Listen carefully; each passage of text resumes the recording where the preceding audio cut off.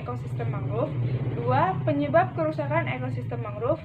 3. Tujuan konservasi ekosistem mangrove. Keempat itu ada jenis-jenis konservasi ekosistem mangrove.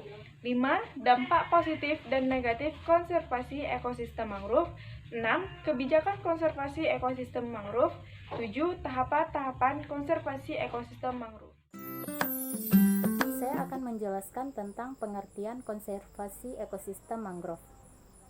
Konservasi merupakan upaya pelestarian serta memelihara kawasan hutan mangrove. Sedangkan ekosistem mangrove merupakan hutan mangrove yang tumbuh di kawasan air payau serta dipengaruhi oleh pasang surutnya air laut. Hutan mangrove biasanya tumbuh di kawasan perlumpuran dan akumulasi bahan organik, sehingga dapat diartikan konservasi ekosistem mangrove merupakan upaya perlindungan serta pelestarian kawasan hutan mangrove. Saya akan menjelaskan tentang penyebab kerusakan hutan mangrove. Penyebab kerusakan hutan mangrove dibedakan menjadi dua faktor. Yang pertama faktor alam dan yang kedua faktor manusia. Faktor alam contohnya seperti abrasi dan hama tanaman. Sedangkan faktor manusia contohnya seperti eksploitasi yang dilakukan secara besar-besaran sehingga menyebabkan kerusakan pada ekosistem mangrove. Yang kedua, pembangunan lahan baru di kawasan ekosistem mangrove. Dan yang ketiga, regulasi-regulasi yang kurang kuat. Saya akan menyampaikan tujuan konservasi ekosistem mangrove. Yang pertama yaitu tujuan dari konservasi ekosistem mangrove agar dapat mencegah erosi dan abrasi pantai. Yang kedua, agar dapat mencegah intrusi air laut. Yang ketiga yaitu sebagai penahan terhadap angin laut. Yang keempat yaitu sebagai pelindung garis pantai dari ombak langsung yang dapat merusak bibir pantai. Yang selanjutnya yaitu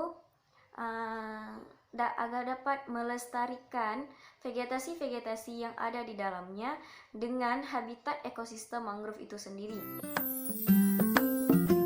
Ingin menjelaskan jenis hutan mangrove. Jadi, hutan mangrove di Indonesia terbagi menjadi dua.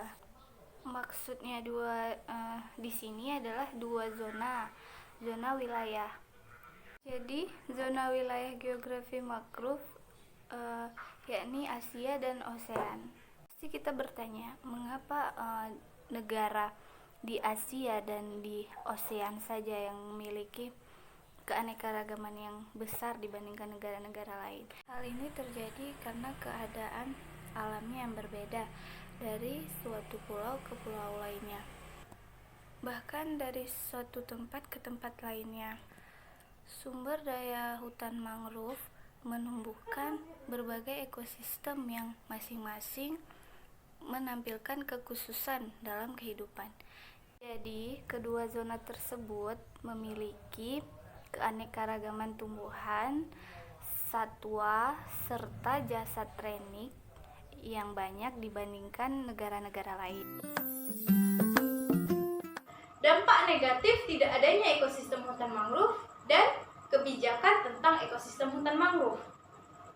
Pada saat ini, banyak kawasan di Indonesia yang memiliki kawasan ekosistem hutan mangrove seperti Aceh, Kalimantan, Sumatera Utara, dan wilayah-wilayah lainnya.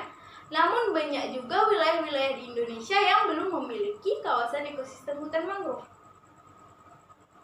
Ketika kita mendengar kawasan ekosistem hutan mangrove, yang ada di pikiran kita adalah bisa dijadikan tempat wisata. Nah, ini merupakan salah satu dampak positif dari adanya ekosistem hutan mangrove. Namun masih banyak lagi dampak-dampak positif lainnya yang belum diketahui oleh masyarakat umum. Kawasan ekosistem hutan mangrove bisa dijadikan sebagai sarana pendidikan dan penelitian, mengurangi laju gelombang tsunami, mencegah angin laut yang tinggi dan kencang, mengurangi abrasi air laut, menyerap karbon di udara, menambah unsur hara, dan masih banyak lagi dampak-dampak positif lainnya. Dampak negatif dengan tidak adanya kawasan ekosistem hutan mangrove. Kerusakan dan kehilangan ekosistem hutan mangrove memiliki dampak negatif baik secara ekologi, sosial, maupun ekonomi. Karena kawasan bakau ini telah terbukti melindungi ekosistem pesisir pantai dan manusia dari badai dan gelombang air laut atau gelombang tsunami.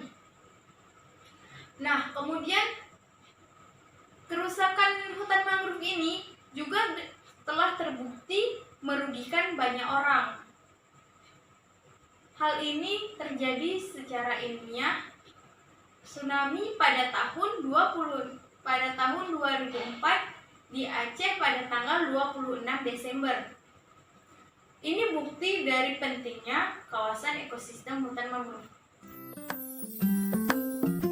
Berdasarkan Undang-Undang Nomor 41 Tahun 1999 tentang Kehutanan, bahwa mangrove merupakan ekosistem hutan. Oleh karena itu, pemerintah bertanggung jawab yang dalam perazaskan pemanfaatan dan pelestarian, kerakyatan, keadilan, keterbukaan, kebersamaan, dan keterpaduan dalam pasal 2. Selanjutnya kaitan dengan kerusakan mangrove. Setiap orang yang memiliki pengelolaan dan memanfaatkan hutan wajib melakukan rehabilitasi hutan untuk tujuan konservasi dalam pasal 43. Dan tahapan-tahapan konservasi ekosistem mangrove yang bisa kita lakukan itu dengan 6R. Yang pertama itu restorasi, yaitu upaya untuk menata kembali kawasan mangrove sekaligus melakukan aktivitas memperhatikan pemahaman pada pola hidrologi, perubahan arus laut, tipe tanah, dan pemilihan spesies dimaksudkan sebagai untuk penghijauan perlu yang namanya restorasi. Yang kedua itu ada reorientasi, yang dimaksudkan sebagai sebuah perencanaan pembangunan yang berparadigma, berkelanjutan sekaligus berwawasan lingkungan, sehingga motif ekonomi yang cenderung merusak akan mampu diminimalisis. Lalu yang ketiga itu ada responsivitas, dimaksudkan sebagai sebuah upaya dari pemerintah yang peka dan tanggap terhadap problematika kerusakan ekosistem mangrove. Hal ini dapat ditempuh melalui gerakan pendidikan dini maupun advokasi dan riset dengan berbagai lintas disiplin. Yang keempat itu ada rehabilitasi. Yang dimaksud dengan rehabilitasi itu sebagai upaya untuk mengembalikan peran mangrove sebagai penyangga kehidupan biota laut. Salah satu wujud konkret pelaksanaan rehabilitasi yaitu dengan menjadikan kawasan mangrove sebagai area konservasi yang berbasis pada pendidikan atau riset dan ekowisata. Yang kelima itu ada responsibility, dimaksudkan sebagai upaya untuk menggalang kesadaran bersama sekaligus meningkatkan partisipasi masyarakat. Wujud konkretnya yaitu mengoptimalkan kelompok tani mangrove, atau contoh kelompok tani mangrove yaitu Sidodadi Maju atau KTMSM. Yang keenam itu ada regulasi, adalah konsep abstrak pengelolaan sistem yang kompleks sesuai dengan seperangkat aturan dan tren. Dalam teori sistem, jenis aturan ini ada di berbagai bidang biologi dan masyarakat. Tetapi istilah ini memiliki makna yang sedikit berbeda sesuai dengan konteksnya. Memiliki Perda atau Peraturan Daerah Nomor 8 Tahun 2007 tentang pengelolaan wilayah pesisir dan pulau-pulau kecil. Akan tetapi, implementasi Perda tersebut tidak berjalan secara efektif. Masih banyak pengambilan karang maupun perusakan kawasan mangrove yang diperuntukkan bagi pembangunan pemukiman. Oleh sebab itu, dalam kerangka pembuatan kebijakan hendaknya memperhatikan efektivitas keberlakuan hukum antara lain substansi dan kultur.